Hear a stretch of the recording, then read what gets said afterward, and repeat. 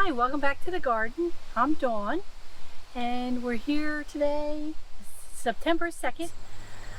We have cherry tomatoes and grape tomatoes that I have an abundance of.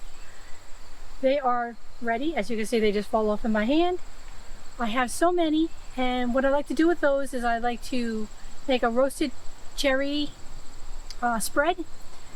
I roast them in the oven with garlic and some seasonings, and then I can them, and then the spread can go on, you know, some nice Italian bread, or you can put some on a pizza, or you put it on whatever you want. But it's very tasty, and I put it in little jars. So we have a lot of cherry tomatoes to pick. And this is how I do my cherry tomatoes when they're really ripe. Because as you know, as soon as you touch them, they just fall off. So what I like to do is put this underneath, and then it will catch the tomatoes as they fall. Otherwise, I'm picking them up off the ground. But I do have a good amount. Any bad ones I just throw out.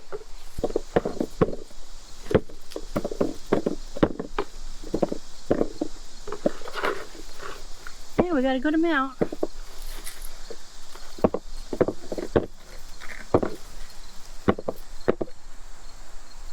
Like I said, you just take the bad ones.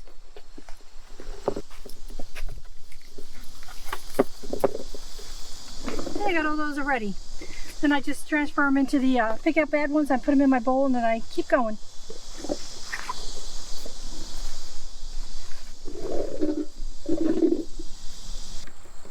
And the red ones are called 5-star grape, and these are Nova.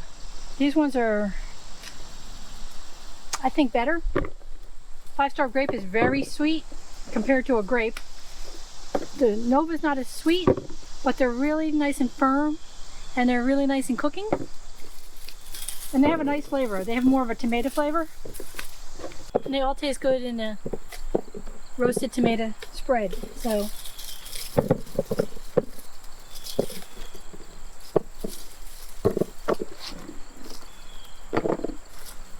and my tomatoes did very well this year. Unlike last year, we didn't have a good tomato harvest.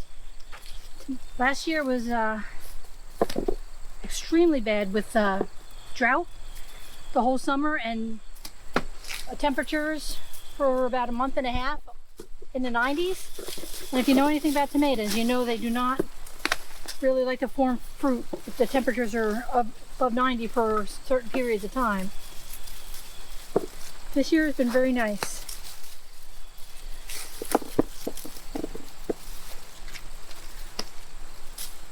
So that's why when you have an abundance of extra tomatoes, you make as much stuff as you can to preserve for the winter.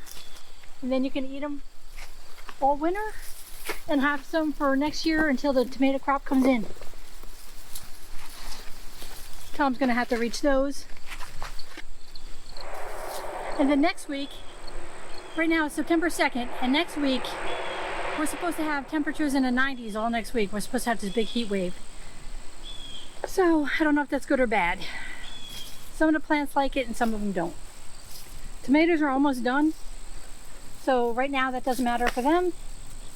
But I do have lettuce planted in the garden, and that doesn't like it that hot, so we'll see what happens with that.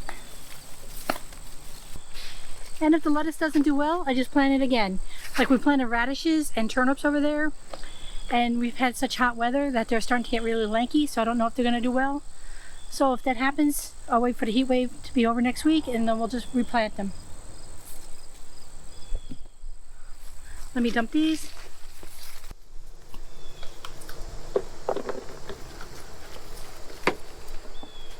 Tom's got to get the ones up high. The trellis is about 8 feet with tomatoes. Oh, Tom, can you get this couple on the Novas on the other side?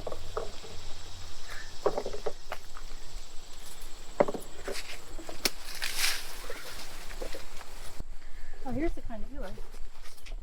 It's your kind. Oh yeah. Here, you get a close-up. Those taste the best. These are called cherry drop. See the black shoulders? They are very yummy. This year, this one didn't do as well. We didn't get as many. But I did get my favorite. I'll show you them in a minute. Bumblebee and Blush. Here's the other end. We have, you see these? This is called Bumblebee. And they're yellow with the red striping, and the more ripe they get, the more red they get. And they taste really good. And they don't pull off as easy as the other ones. Which is, I actually like that better. So many times I go to pick some grape tomatoes and so many of the green ones fall off.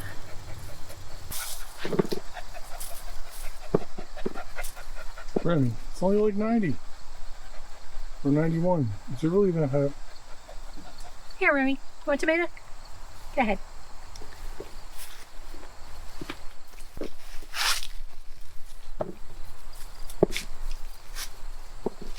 See, this is what's nice about growing these, well, vertically when I tie them up, is that you can see everything.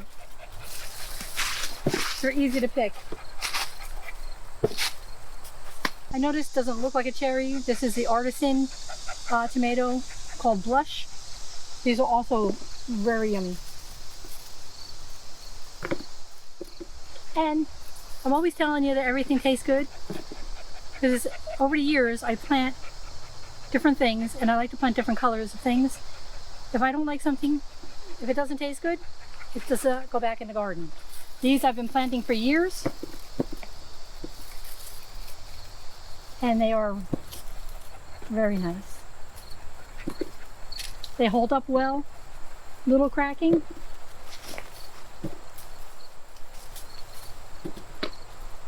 And they also have the red streaks, if you can see that. So the more ripe they get, they have the red streaks in them. If you can see here, I have a lot still on here, and these should ripen up. So I should get plenty more. Oh, there's two hiding back there.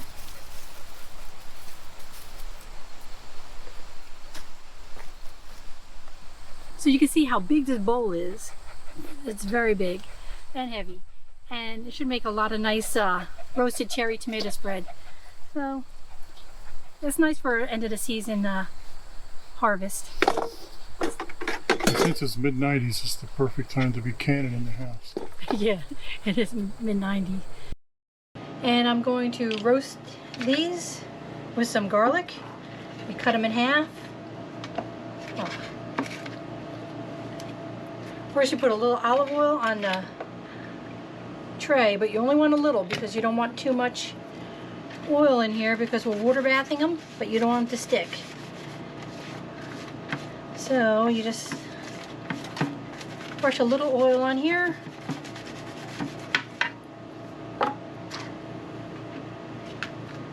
Then we just slice them in half, and we fill the tray.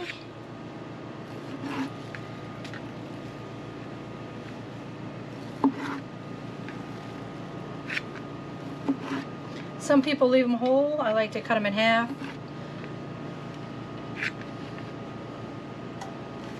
So this will be a minute. I'll bring it back as soon as I'm finished cutting them in half. So now I got them on my pan, and I need to add the spices and the garlic. So if you like garlic, put as much garlic as you want. We like garlic. Just cut it up into small pieces. And then just sprinkle it on top of them. And then you add your seasonings.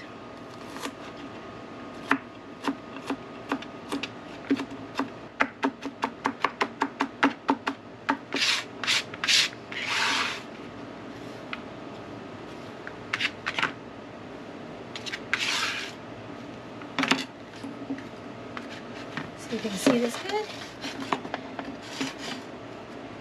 Alright, you just sprinkle your garlic.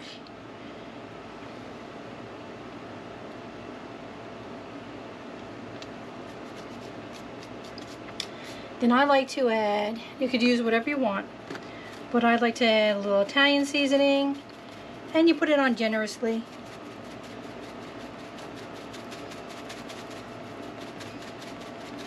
because this is supposed to have a strong flavor.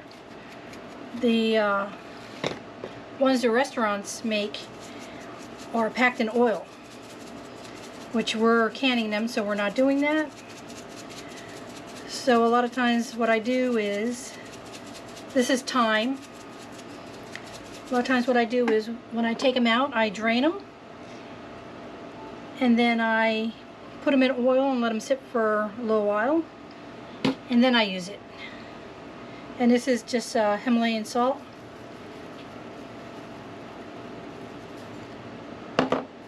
There we go. Now I'm going to pop this into my oven, and it's at 425 degrees, and I'll work on my next tray because I have, as you can see, a lot more cherry tomatoes, so I'm going to be doing at least 5 or 6 trays. So I'll bring it back when this is all roasted. Alright, this will be my 4th tray. I did break out my little mini chopper for my garlic. Made it a lot easier since I have so many cherry tomatoes. And the first one that I put in is almost ready to come out, so I'll show you that in a second. And this is just a little oregano.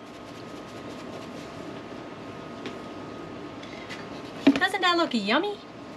First tray is coming out. So what I do is I scrape it off, and I put it in one bowl, and then when they're all done, then I can them all.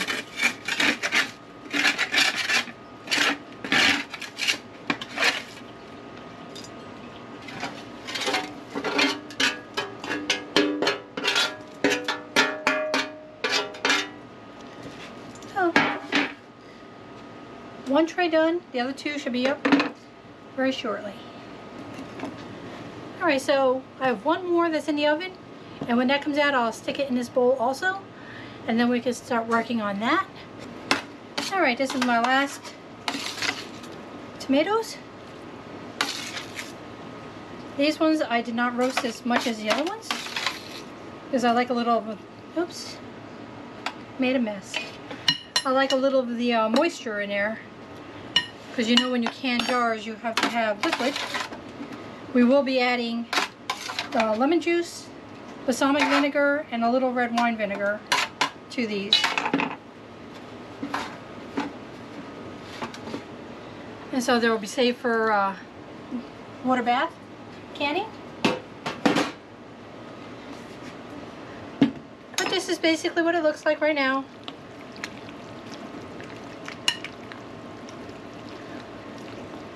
And then I will jar it up. We tasted it. It tasted yummy. It smells delicious. It smells like a pizzeria in here. So my jars are not quite ready yet. They're in the dishwasher sterilizing. So as soon as they're ready, I will jar this up.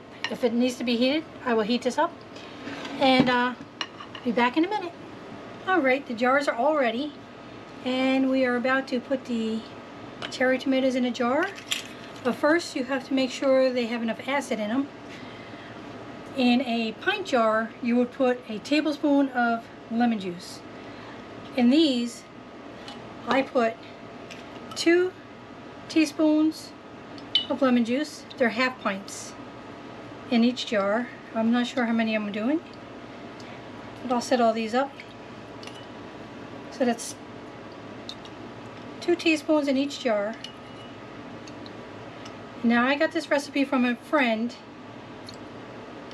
and it's really close to the bowl recipe that has roasted plum tomatoes. So I'm not telling you to follow mine exactly, but this is what I've done for years. Then I put 1 teaspoon of balsamic vinegar in there. Some people add this to the top. I like to add it in here, in the bottom. That way I know it's going to fit. And then I have 1 teaspoon of red wine vinegar.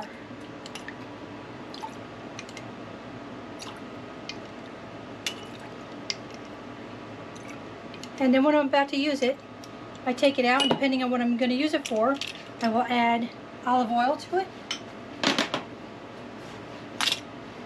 Alright, now we just fill the jars and pack it tight.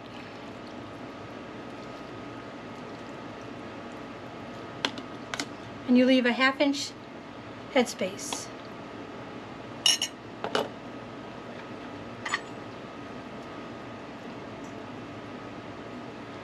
And you have to make sure there's no air bubbles in there.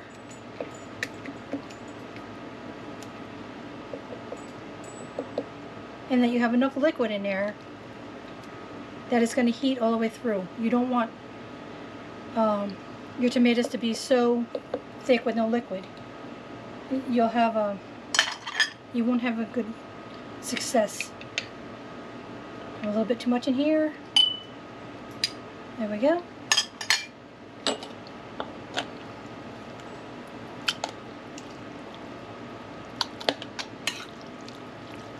I'll do a couple. Like I said, to make sure there's no bubbles. And one thing you must do is you have to take a paper towel or a rag and take vinegar and make sure you wipe the rim.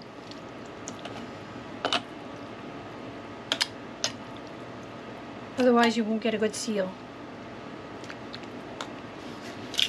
Alright, I'll seal up these jars so you can see. But you take your vinegar, you go around here, make sure there's nothing left on the rim.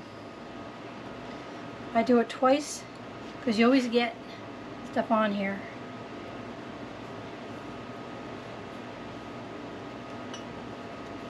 And then I just turn it inside out or get a new paper towel. Wipe the rim down again. Like I said, these are 1/2 pint jars.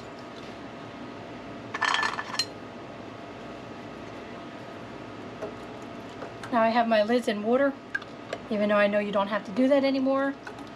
It's just habit. I've been doing it for so many years that they say you don't have to do that anymore. And then you take your ring and you put them on, and you only put them finger tight. You don't put them real tight. Just finger tight. If you put them too tight, the air can't escape and you will have a problem. Just finger tight.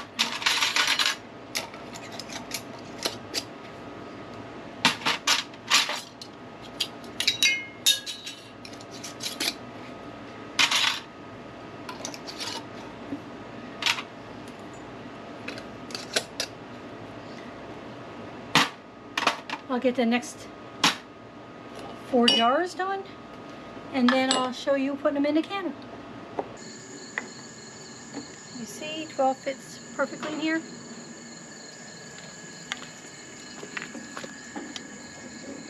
And there's about 1 inch above it. So now we just put the lid on, wait for it to boil, and then start the timer. And you see this one is boiling. That is the 12 roasted cherry spreads, and that should be done pretty soon. Alright, these are done. That's what they look like. I just take them out and I bring them in the house.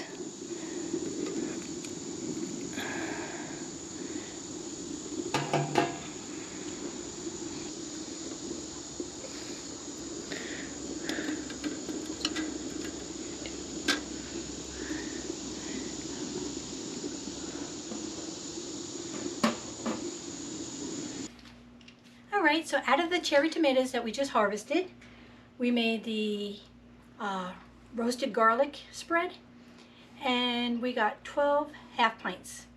And we actually opened one today and tried it on some nice sourdough bread. It was very good. And I took the bands off, washed them down, and now I just have to label them and then put them away. But this is a nice idea to do when you have so many cherry tomatoes and you don't know what to do with them. This is a really tasty snack. You can also put toppings on pizza. You can find all different things to do with these, but it's good. So I hope you enjoyed it. I had a lot of fun showing you my steps on how to make it, and see you on the next one. Bye bye.